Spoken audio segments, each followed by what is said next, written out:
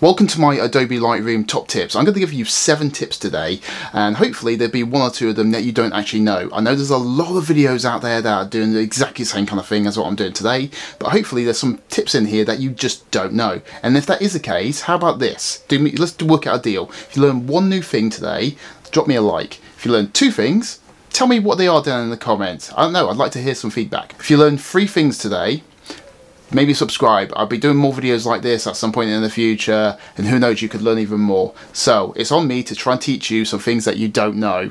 So let's just dive in. Oh, before we go, if you don't learn anything in this video, don't be scared. I won't take offense. Smash that dislike, because it's on me to try and make sure I give you some useful information. So let's do this.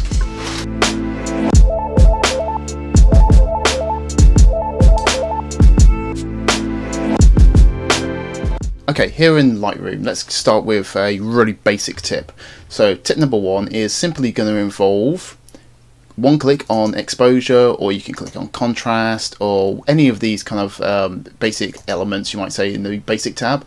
So you just click on 1, and then all you do with the plus or minus key, you just start clicking away, and it will change your exposure really quickly, and it just locks it basically to that first one that you click on. So if I click on contrast, move my mouse away, I'm just going to move it up, and you see the actual numbers change here. So that's a really quick, simple one. I basically just leave this on exposure all the time, and then I can just quickly just change things as needed, really fast and really easy. So that's tip number 1.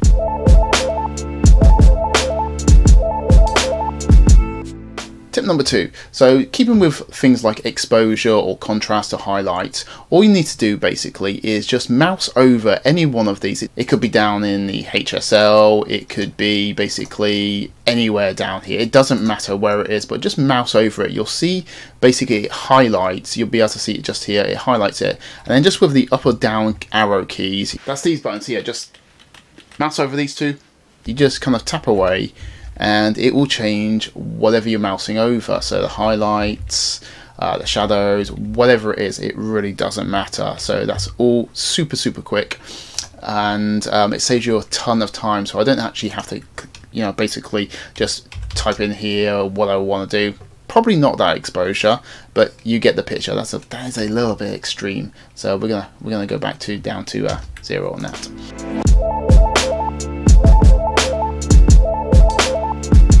Tip number 3 is basically, if you get an image like this and you just want to see what it looks like full screen, just basically tap F and you'll see the whole image on full screen without any distractions on the sides or anything else, and you'll be able to see exactly how it looks. I find this super useful, and again, it's just 1 quick tap of the F and there you go, full screen mode. Absolutely fantastic.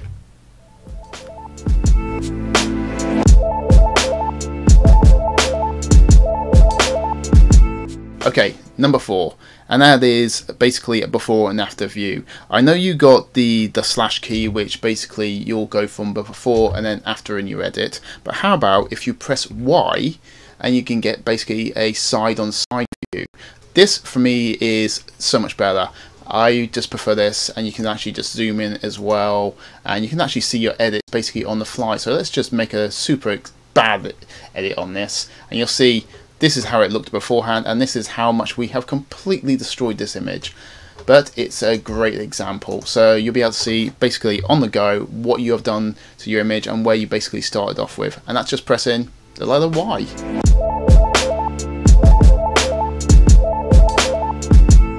Another super quick tip is pressing R.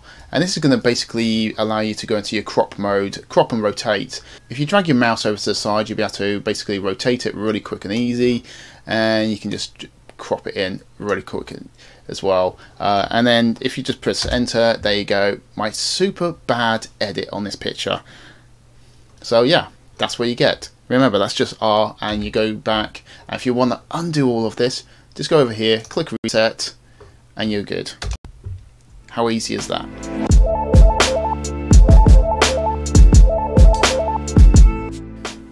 Next tip is one that I use constantly all the time being a wedding photographer. So say I've got group shots and I've got, let's say, 10 group shots, and I want to basically match the total exposure on all of these shots.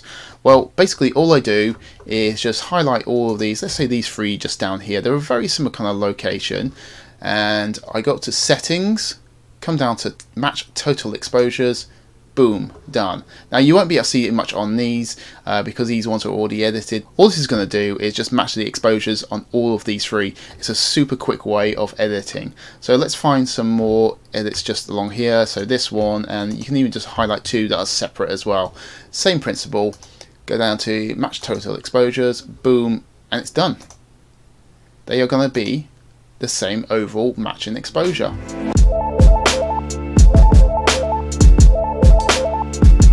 So my next tip is with the spot removal tool. Now I know you're going to be thinking, wow, that we already know about the spot removal tool, but bear with me, this one's really cool, especially if you've got dirt on your sensor and you don't realize it at the time of taking the picture. So if you're taking, I don't know, let's say landscape pictures and you want to make sure your sky is super clear, there's no dirty marks anywhere, this one is going to be really useful. So we're going to go up here and grab our basically spot removal tool. Then the next part is where the magic happens. Press T, and you're going to come down here, you're going to see this new bar arrive. Let's do that again, just remove it, just press T, you get this extra toolbar. You want to visualize spots.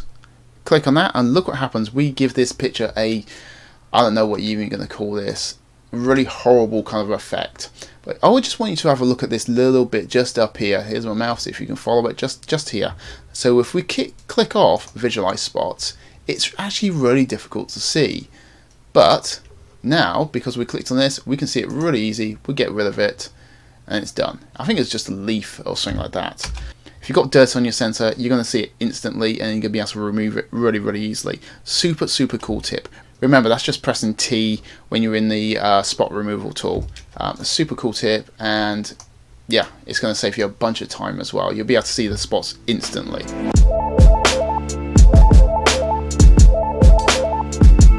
Okay, so look at this picture.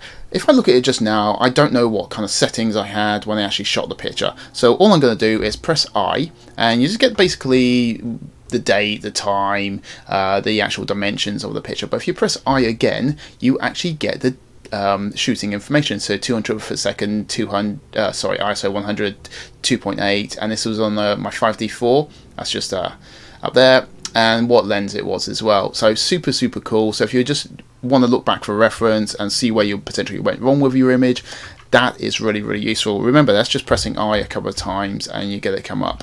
Really cool.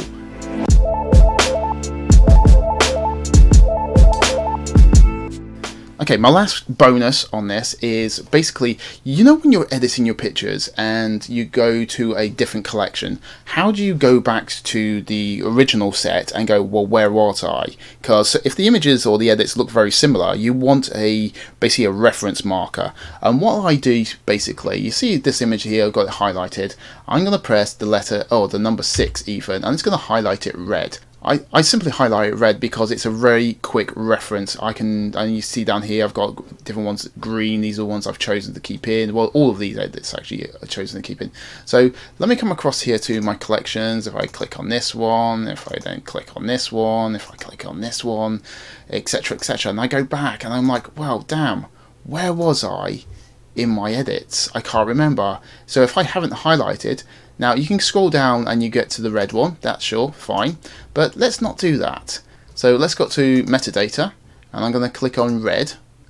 It already locates the file I was on, so the one I highlighted.